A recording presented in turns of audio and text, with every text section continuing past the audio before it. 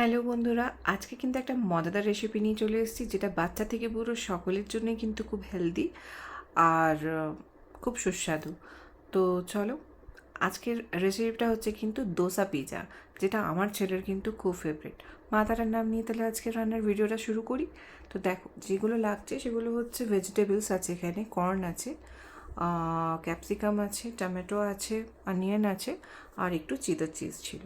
আর আমি কিন্তু এখানে ব্যাটারটা যেটা ইউজ করেছি সেটা কিন্তু একদম সিম্পল দোসা ব্যাটার, যেটা তোমার ওই রাইস আর বিরি করা ডালের যে মিক্সিংয়ে যেটা হয় সেই মিক্সচারটা কিন্তু আমি এখানে ইউজ করেছি। তো তোমরা চাইলে এখানে সুজির ব্যাটারও ইউজ করতে পারো।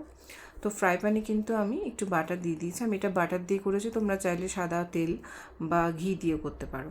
তো এটা আমি বাটার দিয়ে করেছি। তো এভাবে একটু বাটার দিতে হবে।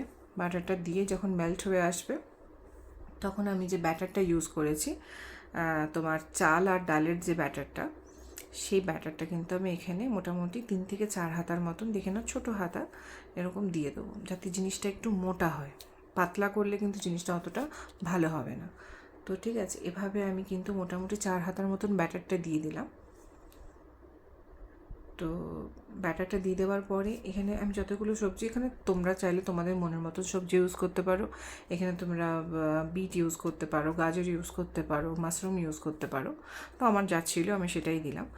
তো আমি এইভাবে কিন্তু সবজিগুলোকে সুন্দরভাবে একটু সাজিয়ে নেবো, যাতে একটু পিৎজার মতন দেখতে লাগে। তো এটা কিন্তু আমার ছেলের খুব ফেভারিট। ও স্কুলে মানে প্রায়ই এই জিনিসটা নিয়ে যায় বিভিন্ন রকমভাবে। তো তো এটা তার মধ্যে একটা অন্যতম। তো দেখে নাও, আমি কিন্তু এভাবে সবজিগুলোকে সুন্দরভাবে সাজিয়ে দিচ্ছি একদম মনের মতন করে। তারপরে একটু ঢাকা দিয়ে দেবো। একটু ঢাকা দিয়ে দেবো এই কারণে, যাতে জিনিসটা একটু মানে ভালোভাবে স্টিমড হয়। ঠিক আছে, এক্ষেত্রে কিন্তু ভয় পাওয়ার কিছুই নেই যে নিচটা পুড়ে যাচ্ছে বা লেগে যাচ্ছে, এরকম কিন্তু কিচ্ছু হবে না, এরকম কিছু কিছু ব্যাপার নেই। তো এখানে আমি কিন্তু এরকম ঢাকা দিয়ে কিন্তু এটা স্টিম করব। ঢাকা দিয়ে স্টিম করার পরে আমি আবার এই যে ঢাকা দিয়ে দিয়েছি, আমি ঢাকা দিয়ে স্টিম করার পরে কিন্তু আমি আবার একটু ওই চিদার চিজ যেটা আছে, দেখো মোটামুটি আমার নিচটা অনেকটাই হয়ে এসেছে, সবজিগুলো মোটামুটি ভালোভাবে মানে স্টিমড হয়ে গেছে। তারপরে আমি একটু চিদার চিজ দিয়ে দেবো। আপনারা চাইলে কিন্তু আরও বেশি চিজ ইউজ করতে পারেন, আমি কিন্তু খুব বেশি চিজ ইউজ করি না, জাস্ট একটু টেস্টের জন্য, বাচ্চা খাবে তো সেই জন্য। তো আমি একটু চিদার চিজ দিয়ে আবার একটু ঢাকা দিয়ে দেবো। তো তার মধ্যে কিন্তু আমি অরিগেনোটাও দিয়ে দিচ্ছি। তো আমি এখানে অরিগেনোর টেস্টটাই বেশি পছন্দ করি, আপনারা চাইলে মিক্স হার্বসও দিতে পারেন। আর যেহেতু আমার বাচ্চা খাবে বলে আমি চিলি ফ্লেক্স দিইনি, আপনারা কিন্তু চিলি ফ্লেক্সটাও দিতে পারেন। ঠিক আছে, তো আমি এভাবে সুন্দর করে অরিগেনোটাও দিয়ে দেবো সুন্দর করে। তারপরে কিন্তু আমি আবার এক লিডটা ঢাকা দিয়ে দেবো, যাতে চিজটা একটু ভালোভাবে মেল্ট হয়ে যায়। তো এভাবে করার পরে দেখে নাও, আমার চিজটা কিন্তু খুব সুন্দরভাবে মেল্ট হয়ে গেছে।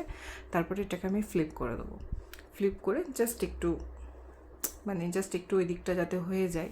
এক্ষেত্রে কিন্তু যে চিজটা যে লেগে যাবে, এটা কিন্তু সেরকম কিছু ভয় নেই। ঠিক আছে, দেখো আমি তোমাদের দেখাচ্ছি পুরো ব্যাপারটা। দেখো আমি কিন্তু আবার ফ্লিপ করছি, দেখো চিজ কিন্তু যেমনকার তেমনই আছে, ইনট্যাক্ট একদম। তো দেখে নাও, আমার রেডি কিন্তু দোসা পিৎজা। আর এটা কিন্তু সকলের জন্য খুব হেলদি একটা ব্রেকফাস্ট বলো, ডিনার বলো। তো এই যে এভাবে আমি পিৎজা কাটার দিয়ে এগুলোকে পিৎজার মতন করে কেটেও নিয়েছি। দেখে নাও এর থিকনেসটা, জাস্ট দেখো, অসম্ভব সুন্দর। সবজিগুলো কিন্তু খুব ভালোভাবে স্টিম হয়েছে।